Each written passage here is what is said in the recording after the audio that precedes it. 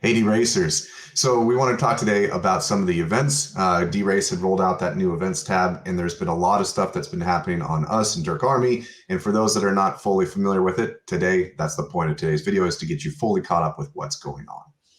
Yeah, the events tab has been fun. It's nice seeing the separation from the regular races on the DeRace site. For those of you that are paying attention, those lucky 7 races are now siphoned over there. They've got multiplier races, some other stuff, and we know there's going to be changes, right? Like, let's be honest, things are slowly adapting on the DeRace side. They know that changes are needed and are coming, but we're excited to talk about really specifically some of the events that are already happening, as well as some of the ones that are on the forefront and about to occur. Absolutely. So starting things off, if you guys missed it, we are creating this event structure called Tug of War. We had our first event between the prospects and Gibois. Thank you both for participating in that. And the way that the Tug of War works is we wanted to create a team event that would motivate at least 15 competition horses. So we were realizing that there needs to be a floor for how big a team is. It's not necessarily the bodies, but it's how many unique horses that you can bring to the mix. If you have an enormous stable, you'll be able to field the best 15 horses, so you have a stronger opportunity of winning. Now, the Tug of War, it's 5 randomized races, and each team has to submit 3 horses to that event. And ultimately, it is the total combined scores of all 15 horses on both teams, and the one that has the shorter essentially wins. Yeah. So in this last one, we created this ranking board, and you could see that the prospects, they did outshine Gibois. Currently on the docket, there's going to be the DeRacers Elite versus Team Fashbinder, and then the Degens versus Usain Colt are coming. We are not charging any registration for this at the moment. There's no prize structure at the moment. We're essentially trying to create a ranking system as we're dialing this thing in. So we encourage other teams to reach out to us if you want to compete. Hit us up on Discord, and then we'll try to pair similar teams. And once we start to create a ranking system where we start to have a good stalled structure, we'll now start to be able to introduce maybe different tiers with different levels of entry fees and prize structures. But the goal here is that we wanted to allow people to go to DeRacers.world, go to the Tug of War, see where your team is, and then if you want to get in on a battle, hit us up and we'll throw you down. Yeah, if you didn't get a chance, go back. You can check out our channel. There's a live stream from that event. It's about 25-30 minutes long. It goes real quick. We blow through each of those races, 6 horses in each one, and you can kind of see our scoreboard as we're going back and forth, pulling or tugging one direction or the other for each team. Something that you mentioned, Vamp, real quick, I wanted to touch on a little more, is that as we grow this event, right? We've only done it once. We've got a couple more pairings that are coming up in the coming weeks. We want to be able to start involving the community a little more in showing support for certain teams. So when there is a matchup, when we've got Team A versus Team B, you're going to be able to show your support financially in a way that allows you to put your backing behind a team. And that will help not only the teams, because a portion of that support will go to the team directly, but you'll also be able to get some support back. And we want to be able to make sure that that's something that's a part of the game, because we know that it's exciting when you get to have a vested interest in one of the teams. Yep, absolutely. And the goal is to create this also in a way that's similar to like a boxing ranking or a UFC ranking. So you're going to be able to see the records. You're going to see the last result, a win or a loss. And one of the things that we were wanting to do is you will not be able to, as a team, to challenge an upper team unless your last matchup was a victory. So if you're coming off of a loss, you have to defend your position. Unless you are at the bottom, you're always allowed to challenge up. Same thing, if you're at the top, you're always going to be forced to accept a challenge that comes from below. So this is hopefully going to be able to position teams to be more aggressively out there. One benefit about this event, as opposed to something like the Sprints Cup is a lot of fun, but it also is extremely time consuming. Teams have to constantly adjust their schedule, make adjustments, and then the teams themselves have to go out there and hit those races specifically. The difference with the Tug of War is that you get all of your races known ahead of time. And once you submit your roster, we send out the automatic invites, and all your team has to do is simply hit the accept button. The races are going to generate automatically. The horses will go into it automatically. And like you said, Mr. E, we're trying to create it into be less than a 30-minute broadcast. So that way it's just a really short, condensed, and interesting and exciting sporting event. And that's one of the things that we've been driving to. Yeah, and if for any of you that have followed us for a period of time, you know we like team events, right? Like that's one of the reasons the tug of war exists. But we've also got another event that we're going to be introducing here shortly. It's something that's been near and dear to me because a year plus back, year and a half at this point. One of the earliest event ideas that I ever floated to the Dirk Army was this idea of something called the Summit. And what we're doing and introducing here shortly is a new event that's going to be a little more individual focused. However, you will be directly competing with others in the community to battle your way to the top. So similar to how the tug of war has a ranking system, we're going to be doing something with the Summit where you individually are going to be running up a score where you can see your times. So you would enter a horse starting at a particular date. Let's say June 1st, we're going to start racing a Summit event. Your horse will be required to run one track distance on every surface. So you have 42 races that you're going to be required to do. Now, you don't have to do one after another and pay attention. We'll be tracking that for you. And then that will get inputted onto a sheet similar to what you're seeing here. This is not the final sheet, not the final look. It's just something to give you an idea of what we'll be tracking. We'll be also tracking your current total time as well as a projection of your time so that you can see how close you are to the time to beat. And the idea is that you'll be able to do this throughout the month. It'll be a monthly event and will allow you to essentially battle yourself and see how fast you can get your horse to the top, to the summit. So just to make sure everybody understands this one correctly, is that you would be required to run at least one. I mean, you're only going to get counted for the first one, but you have to run every surface and every distance. So the summit is you're working from the lowest dirt to the longest dirt, lowest synth to the longest synth, lowest turf to the longest turf. So this is essentially scoring how well-rounded this horse is. So you might be a dirt horse, and might be where you're fastest, and you might fall behind on synth and turf. If you have a horse that has multiple decent tracks, the summit's going to be good for you because you're going to want to see how well it will perform overall.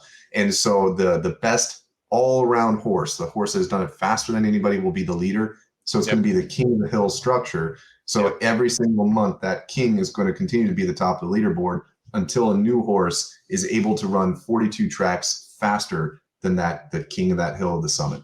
That's right. So let's talk prize structure for this. Again, assuming that it starts in June or the beginning of any month, what we're going to be doing, this is kind of in the works still, but this is basically the structure, is we're going to have at least 10, ideally more, people interested in the first month. And we're going to put up an extra prize for the first month. It'll probably be something like 100 USDC as a prize structure. That allows the winner of the first month to be, like you said, the king of the summit, right? Like the top horse, fastest time to the top of the summit. That prize structure will then roll over because we are going to have a registration fee of 25 Dirk to each horse that wants to attempt this. And you can attempt as many horses as you want, as many times, month after month after month. So if you register 10 horses in the first month, go for it. But you're going to be paying a 25 Dirk registration fee for each horse. And that money will go into a prize pool. And the idea is that we'll probably do a split of 60% of that registration fee will go to the winning horse that month. However, almost the rest of the remainder, probably 30% of the prize pool, will be given to the previous month if it remains at the top, whatever horse is at the top of the summit. So the fastest horse, it'll be like a residual prize each month. So you can maintain that top spot. You'll just keep getting paid out. Yep, exactly that. So guys, well, the whole goal about this one is that if you can get to that leaderboard and you're having it and you're sitting at the top spot, we want to make sure that you are rewarded for being the champion horse. And everybody that's working to take that from you, you're going to get a kickback from that until you are unthroned, basically. So we want to, or dethroned. We want to make sure that there is a lot of opportunity. So if you're interested in participating in the summit, we'll have registration links. And then once we have that, we'll basically get everything in place. We'll reach out to you, let you know it's live. And as we work out all these details, our systems are only going to get smoother. And then, so yeah, please, if you're interested, join in. We'll keep you in the loop. The other event to bring up is the Donkey Deathmatch. We've had the registration open now for a while. Originally, we only had 1 horse per stable. We'll now open it up to 2 horses per stable if you're interested. There's only 4 spots left. If you're using our stable assessment tool on the stable overview page, you're going to see the registration link, but there's also going to be one in the comments here. So if you have a donkey that you're willing to throw into the death match, just as a reminder, your horses will be burned. And the bottom 3 horses are going to walk away with the prize. The 12th place, so the worst donkey, is the one that is going to get the foal from the 2 championship horses. So this is an Omega unraced horse from 2 really good parents. So hopefully this foal is worth its salt. And then I think it's 10th place and 11th place is going to get a Liquid Love. So then this juvenile horse that is coming out of this with really good parents, the goal is to pull this event off by the end of May. So please register if you're interested soon so we can get you that horse starting for June, because Dirk Army is having multiple different things, which I'll pass the torch to you to go over. But just as a quick refresher, guys, we got tug of war events. We got the summit that is going to be coming possibly in June. Donkey Death Match. This is going to be probably sometime late next week. And then as we roll into June, there's a ton going on with Dirk Army. Yeah, definitely. I mean, definitely sign up for any of those events. But the Dirk Army is doing something a little bit different with their next season. And details are still coming out. Brad is obviously going to be the one to share most of that. But we did want to tease the fact that it looks like it's going to be a 2-month-long season, which means that there can be tons of different things happening in that 8-week or roughly 8-week period. We know right now that there is going to be open classes, which means any horse that runs on any track, Brad is tracking all of your data automatically. You don't have to do anything for it. It's automatically tracked. He knows which horses are the best. He's got a brand new scoring system that's really pretty ingenious. So being able to look at those leaderboards and see which horse is running the best. We don't know if the open class will be over the entire 8 weeks or if it's going to be broken up into 2 separate qualifying periods. But what we do know is that for the first month or so of this new season, there will be a juvenile event, which is essentially the unraced Gen 1 tourney that we've had in the past. That'll be the beginning of your season, this new 2-month season.